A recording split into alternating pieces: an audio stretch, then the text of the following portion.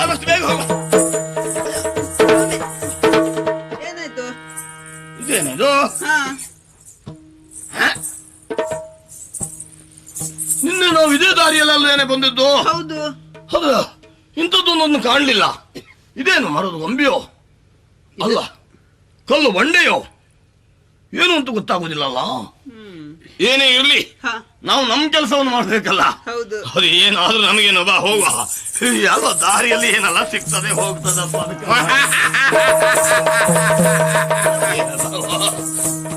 ಏ ಬಟ ಭಟ್ರ ಹೇಳ, ಎಲ್ಲಿ ಹೊರಟದ್ದು? ಇದು ಬಜ್ಜೋ ಮೋಸ್ಲಿಕ್ಕೆ. ಯಾರ ಮನೆಯಲ್ಲಿ?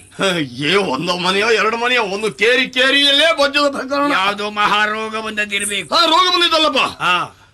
ರೋಗ ಬಂದಿದ್ದಲ್ಲ, ಈಗೊಂದು ಪ್ರಕರಣ ಮತ್ತೇನಲ್ಲ. ಏನದು? ಅಂದ್ರೆ ಈ ಭಸ್ಮಾಸುರ ಎಂಬ ಒಬ್ಬ ಹುಟ್ಟುಕೊಂಡಂತೆ ಹರನ ಮಗ ಅವನಿಗೆ ಅನಲ ಹಸ್ತವನ್ನ ಅವನು ಹರ ಅನುಗ್ರಹಿಸಿದನಂತೆ. ಅದರ ಪ್ರಭಾವದಿಂದ ಕಂಡವ್ರ ತಲೆ ಮೇಲೆ ಕೈ ಇಡ್ತಾ ಇದ್ದಾನಂತೆ. ಅಯ್ಯಪ್ಪ, ನೀನ್ ಯಾಕಪ್ಪ ಇಲ್ಲಿ ನಿಂತ್ಕೊಂಡಿದ್ದು? ಎಲ್ಲಾದ್ರೂ ಭಸ್ಮಾಸುರ ಬಂದ ಅಂತಾದ್ರೆ, ಅವನನ್ನ ತಲೆ ಮೇಲೆ ಕೈ ಇಟ್ಟ ಅಂತಾದ್ರೆ, ನೀನು ಪಕ್ಕನೆ ಸತ್ತು ಹೋದ್ರೆ ನನಗ್ ಬಜ್ಜ ಮಾಡ್ಲಿಕ್ಕೂ ಪುರ್ಸೊತ್ತಿಲ್ಲ. ಹಾಗಾಗಿ ಆಚೆ ಕಡೆ ಎಲ್ಲಾದ್ರೂ ಹೋಗು. ಬೊಜ್ಜಕ್ಕೆ ಹೋಗುವ ನಿಮ್ಮ ಬೊಜ್ಜ ಆದ್ರೆ ಎಂತದ ಮಾತಾಡ್ತೀಯ? ಭಸ್ಮಾಸುರ ಬಂದ್ರೆ ಇಲ್ಲಿ ನಮ್ಮ ಬೊಜ್ಜ ಆಗುದಲ್ಲ. ಯಾರು ಮಾಡುವವರ ಭಸ್ಮಾಸುರ ಬಂದ್ರ? ಭಸ್ಮಾಸುರ ಅಲ್ಲ, ವರ ಕೊಟ್ಟ ಹರನೇ ಬರ್ಲಿ, ನಾವು ಭಸ್ಮ ಮಾಡ್ತೇವೆ. ಏನ್ ಹೇಳ್ತೀಯ? ಯಾರು ಮುಟ್ಟ ನಿನಗೆ? ಯಾರೋ ನೀನು? ಯಾರ ಹೆಸರನ್ನ ಕೇಳಿದ ಮಾತ್ರ ಇಡೀ ಪ್ರಪಂಚ ನಡೀತದೋ ಆ ಭಯಂಕರ ಭಸ್ಮಾಸುರ. ಏ ಅವನು ಹಿಡ್ಕೋ. ಇದು ಭೀತಿ ಆಯ್ತಾನೆ. ಭಯಗೊಳ್ಬೇಡ. ನೀನು ನನ್ನನ್ನು ಹಿಡ್ಕೊಳ್ಳೋದು ಬೇಡ. ಅಲ್ಲ, ನೀನು ಭಯ ಆದ್ರೂ ನೀನು ನನ್ನನ್ನು ಹಿಡ್ಕೊಳ್ಳೋದು ಬೇಡ. ಏ ಭಟ್ರ ಹೇಳ, ಏನು ನಾನು ಭಯಗೊಂಡೆ ಅಂತ ಮಾಡ್ಕೊಂಡೇನು? ಮತ್ತೇನು? ಹೆಂಡತಿಗೆ ನಾನು ಸಮಾಧಾನ ಮಾಡಿದ್ದು. ನಿನಗೇನು ಕೊನೆ ಕಾಲ ಬಂತು, ಮೈ ನಡುತ್ತದೆ. ಸಾಯುವ ಈ ಕಾಲದ ನಿನ್ನ ಕೊನೆ ಆಸೆ ಏನಂತ ಹೇಳ. ಮತ್ತೆ ಕೊನೆ ಆಸೆ ಅಲ್ಲ, ಈಗಿನ ಆಸೆ ಏನು? ನೀನು ಸಾಯ್ಬೇಕು. ನಾನು ಸಾಯ್ಬೇಕು ಅಂತ ಆದ್ರೆ ಪ್ರಪಂಚದ ಉನ್ನತಿರ್ಬೇಕಲ್ಲ. ನನ್ನನ್ನು ಕೊಲ್ಲುವವರು ಯಾರಿದ್ದಾರೋ? ನಾನಿದ್ದೇನಲ್ಲ. ನಿನ್ನನ್ನು ನಾನು ಬಿಡುವುದಿಲ್ಲಲ್ಲ. ಏನ್ ಮಾಡ್ತೀಯ? ನಮ್ಮ ಅಪ್ಪ ಅನುಗ್ರಹಿಸಿದಂತ ಭಸ್ಮ ಉಂಟು, ಅಲ್ವೇನು ಮೋಲಕ್ಷ್ಮಿ?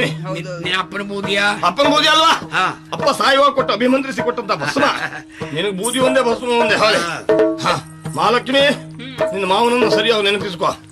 ಹೋ ಮಾವಯ್ಯೋ ಬದಿಕ್ಸೋ ಅಂತ ಹೇಳುವ.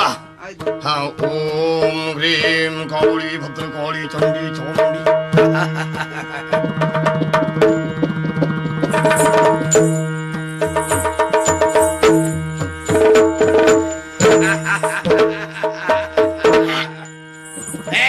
ಅಲ್ಲ, ಅಪ್ಪಯ್ಯ ಕೊಟ್ಟ ಭಸ್ಮವೇ ಅಲ್ವಾ? ಗೋಧಿ ಹಿಟ್ಟ ನೋಡು, ಸರಿ ನೋಡು. ಭಸ್ಮ ಹೌದಲ್ಲ? ಹಾಗೆ.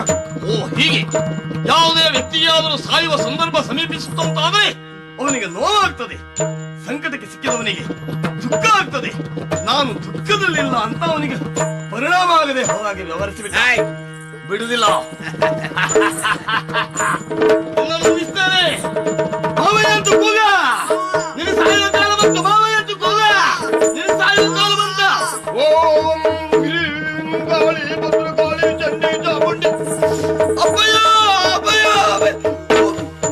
ಅಪ್ಪಯ್ಯ.